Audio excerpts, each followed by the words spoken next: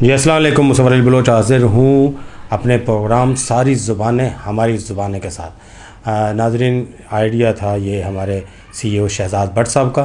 Shahzad but صاحب جو ہے وہ ایک محب وطن پاکستانی ہیں، اور ہمیشہ وہ اس طرح کے آئیڈیاز اپنے ویب نیوز کے لیے اور اپنے جو ہے نا اخبارات کے لیے سامنے لے کے آتے ہیں کہ جس کے اندر یکجہتی، یگانگت، محبت، پیار، یہ تمام چیزیں جو ہیں وہ سامنے آئیں تاکہ پاکستان کی جو قوم ہے وہ ایک نظر آئے۔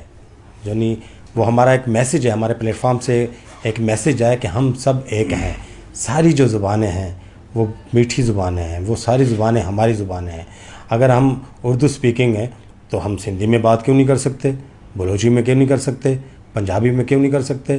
تو ہمارے ساتھ موجود ہے طارق معین صاحب، ڈیزاسٹر مینجمنٹ کے ایک ایکسپرٹ ہیں، اور ان کے والد صاحب معین الدین صاحب جو تھے وہ جو ہے نا بم اسکواڈ کے ایک ہیڈ تھے پاکستان میں، اور انہوں نے بڑی خدمات دی اور لوگوں کی زندگی بچاتے بچاتے ایک مرتبہ ان کا اپنا ہاتھ زخمی ہو گیا تھا، اور وہ دوسرے تیسرے دن میں نے ایسا سنا طارق صاحب سے کہ وہ کام پہ پھر چلے گئے تھے۔ مطلب ایسے مطلب ایک شخص کے بیٹے ہیں کہ جنہوں نے ہمیشہ انسانی خدمت کی اور پاکستان سے محبت کرتے تھے، پاکستان کے لوگوں کے لیے اپنی جان تک کی قربانی دینا بھی وہ اس سے بھی دریغ نہیں جو ہے نا وہ کرتے تھے۔ تو آج ہم طارق معین صاحب سے بات کریں گے پنجابی میں۔ سر جی کی حال ہے تہاڈا؟ دعویں حضور دیاں سرکار دیاں ماشاءاللہ آل اوکے۔ اللہ دا بڑا کرم ہے سر جی، بڑا چنگا لگتا ہے جدوں کوئی اردو بولن والا پنجابی چ گل کرے، ٹھیک ہے، تے او دا لہجہ، او دی گفتگو، ٹھیک ہے، وہ بڑی کوئی اور زیادہ میٹھی لگن لگ پیندی ہے۔ تے میں تہاڈے نال سوال ہے کرنا چاہنا وا کہ پاکستان دی جنیاں بھی زباناں نے، یعنی چاہے وہ پنجابی ہو گئی، بلوچی ہو گئی، پشتو ہو گئی، سندھی ہو گئی، انہاں نوں کس نظر نال ویکھدے ہو؟ مطلب سندھی تے تانوں آندی ہے، اردو بھی تانوں آندی ہے، بلوچی بھی آندی ہے، یا پنجابی دے علاوہ تھوڑی جی آندی ہے؟ تے پشتو لاٹ پہ خور تک ہم استور مالا رہا۔ واہ واہ واہ، اس سے آگے آتا ہے کچھ؟ دراصل گلونا تازہ تازہ مالا رہا۔ مطلب تانوں سارے گانے پشتو دے یاد ہیں؟ پشتو دے صرف گانے ہی یاد کیتے ہیں تسی؟ ایک نے تے عزت رکھ لی، اگے نہیں پتہ۔ کی محسوس کر رہے ہو؟ میں سلامتی نیوز دا ایک نمائندہ، سلامتی نیوز دا ایک ورکر بیٹھا تہاڈے نال پنجابی بولن ڈیا، کی فیل کر رہے ہو؟ بڑی خوشی دی گل ہے تسی جڑا پروگرام شروع کیتا ہے ساری زبانیں ہماری زبانیں، انفیکٹ دس از دی فیکٹ، ساریاں جڑیاں بولیاں ہیں زبانیں ہیں ساڈیاں، اس واسطے کہ زبان کسی دی جاگیر نہیں ہے، ہر 300 میل دے بعد زبان چینج ہو جاتی ہے۔ ایتھے اردو چ گل کر رہے ہو، حضور کس طرح مزاج ہیں، کیا حال ہیں، خیریت سے ہیں آپ، پہلے آپ تھوڑے جگہ چلے جاؤ حیدرآباد، نواب شاہ، 300 میل کراس کرو کہ ٹوٹل نوی ایک زبان سندھی چھال ہے، سائیں خوش آئے ہو، خیر چنگو بلو بار بچڑا، پھر آپ چلے جائیں گے سرائی کی، اس کی اپنی بیوٹی آ جائے، اگے لاہور چلو کی حال ہے بادشاہ، کتنے چلیاں نہیں فوجاں، پھر آپ پنڈی چلے جائیں کنی جلی آ رہا۔ I mean totally culture is changing with each 300 of miles۔ ساریاں زباناں ساڑیاں زباناں ہیں، تے فیلنگ ویری مچ ہیپی ماشاءاللہ۔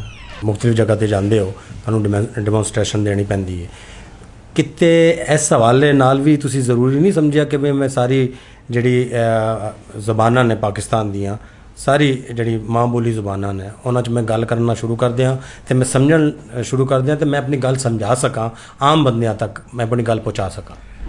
دنیا چ اصل کمی اپنی گل دوجے بندے تک پہنچانا ہے، کمیونیکیشن، تے باقی تسی خاموش رہ کے بھی گل کسی نوں اکھاں دے وچ بھی تسی پہنچا سکتے ہو۔ اچھا، اکھاں چ گلاں پہنچاندے رہے ہو تسی؟ کافی ہیں ساریاں۔ تے وہ شعر ہے نا، کچھ میری نظر نے اٹھ کے کہا، کچھ ان کی نظر نے جھک کے کہا، طے ہو گیا بس جھگڑا جو برسوں میں نہیں چکتا۔ تو اینی وے، سو کمیونیکیشن یا ایک دوجے نوں اپنی گل سمجھانا اصل گل ہے، سمجھانا بھی اصل گل ہے، تے نالے سمجھانے دے واسطے تے اسی سارے تیار بیٹھے ہیں، مینوں سنو میری گل، میں کہہ رہا میں ਅਸਲ ਗੱਲ ਜਿਹੜੀ ਬੰਦੇ ਨੂੰ ਸਮਝਾਉਣਾ ਨਹੀਂ ਹੈ, ਉਹਨੂੰ ਸਮਝਣਾ ਹੈ। ਇਹ ਚਾਹੁੰਦਾ ਕੀ ਹੈ। ਅਸੀਂ ਆਪਣੀਆਂ ਗੱਲਾਂ ਕਰਦੇ ਰਹਿੰਦੇ ਹਾਂ, ਦੂਜਾ ਕੀ ਸੋਚ ਰਿਹਾ ਹੈ, ਕੀ ਕਹਿਣਾ ਚਾਹ ਰਿਹਾ ਹੈ, ਉਹਦੀ ਕੀ ਜ਼ਰੂਰਤ ਹੈ, ਉਹਦੀ ਕੀ ਮਜਬੂਰੀ ਹੈ, ਉਹਦੀ ਕੀ ਪਰੇਸ਼ਾਨੀ ਹੈ, ਉਹ ਕੀ ਸਾਨੂੰ ਖੁਸ਼ੀ ਦੀ ਖਬਰ ਦੇਣਾ ਚਾਹ ਰਿਹਾ ਹੈ, ਉਸ 'ਤੇ ਅਸੀਂ ਨਹੀਂ ਜਾਣੇ ਮੈਂ ਇਹ ਕੀਤਾ, ਮੈਂ ਉਹ ਕੀਤਾ, ਜਨਾਬ ਹੈ इस तरह है। बड़ी गल है जी। ये शहजाद भट्ट साहब भी हमारे यही कहा करते हैं कि वो कहते हैं कि भी जनाब मतलब किसी की गल सुन भी लेनी चाहिए है, मतलब अपनी नहीं करनी चाहिए। ये हमारे CEO हमें हमेशा तो अच्छा गल अखां दी हो रही सी, गाना सुनिया तुसी अख लड़ी बदो बदी? सुने बदो बदी है, बड़ा मशहूर गाना सी मैडम। बिल्कुल ਉਹਦੇ ਬੋਲ ਆਉਂਦੇ ਨੇ ਤੁਹਾਨੂੰ? अख लड़ी बदो बदी मौका मिले कदों कदों। ਆਏ ਅਖ ਲੜੀ।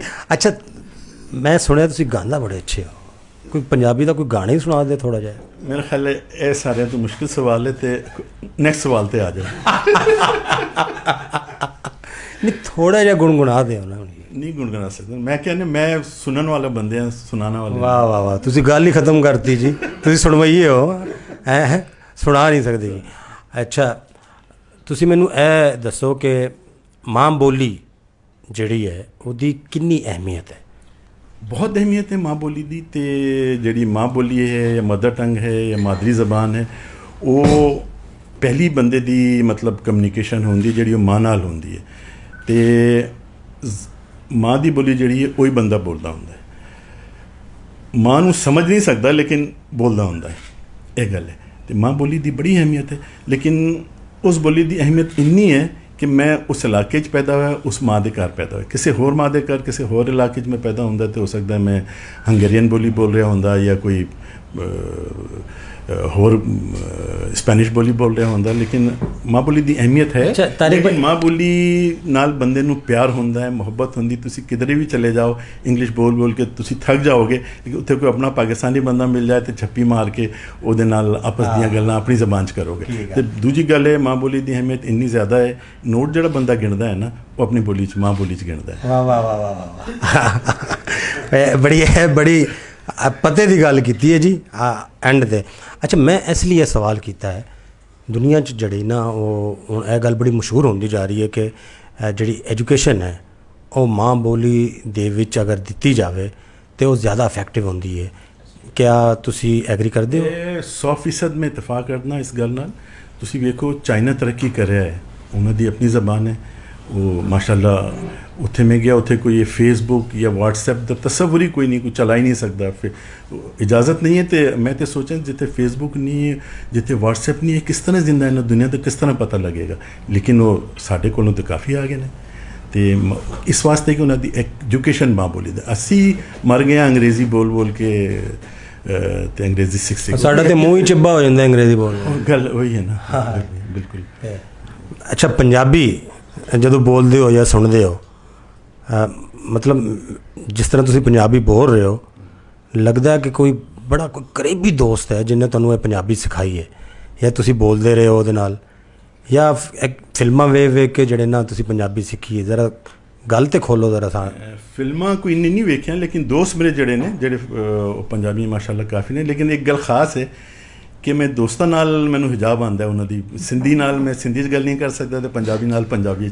जेडे दोस्त ने जेडे दोस्त नहीं उन्हां नाल मैं, तुसी पता नहीं दोस्त हो या नहीं, लेकिन तुहाडे नाल मैं गल करें। लेकिन तुहाडी बोली बरोची होंदी, मैं फिर बरोची तुहाडे नाल नहीं गल कर सकता। तो बाकी जिहड़ी गल है पंजाबी हर जबान का अपना एक मिठास है, अपनी एक टोन है, अपना एक उठान है। तो पंजाबी जिसले बंदा बोलता तो उहदे विच उंजी एनर्जी जिहड़ी है ना बढ़ जाती है, फुल ऑफ एनर्जी। इट्स मतलब बंदा अकड़ जाता है बिल्कुल। It's a full of energy माशाल्लाह। एनर्जेटिक ज़बान है, enthusiastic. One is feeling to give to help someone और समथिंग लाइक दैट्स गुड। जी बादशाह सानू दसो साडे ਲਈ कोई खिदमत है, आई मीन मतलब गल्लां ही नहीं जी ਤੁਸੀਂ ਸਮਝਦੇ ਹੋ ਕਿ ਵੀ ਇਹਦੇ ਜੇ ਤੁਸੀਂ ਗੱਲ ਕਰ ਰਹੇ ਹੋ ਨਾ, ਤੇ ਮੈਂ ਇਸ ਤਰ੍ਹਾਂ ਬੜੇ ਆਰਾਮ ਨਾਲ ਕਹਿ ਸਕਦਾ ਕਿ ਜਿਸ ਬੇਜਿਗਰੀ ਨਾਲ ਸਾਡੇ ਪੰਜਾਬੀ ਦੋਸਤ ਸਿੰਧੀ ਦੋਸਤ دوست جڑے نے انہاں میری مدد کی, شاید میری اپنی بولی والے نے انی بے جگری نال مدد نہیں کی. تے وہ خالی بولی دی گل نہیں ہے, کلچر دی گل ہے. میں بالکل ایگری کرنا جی. میری ساری زندگی تقریباً جڑے جوانی ہے وہ پنجاب وچ گزری ہے, تے میرے زیادہ تر دوست جڑے نے وہ پنجابی نے, تے اللہ نے سانو سی او بھی پنجابی دے چھڈیا ہے, ٹھیک ہے. تے وہ نال بھی گل جڑی نا پنجابی چ ہوندی ہے, وہ بھی عموماً انج ہی کرتے ہیں کہ وہ گل ہی کوئی نہیں جی. تو مطلب انرجیٹک زبان ہے. ناظرین, آپ کو ہمارا یہ پروگرام کیسا لگا؟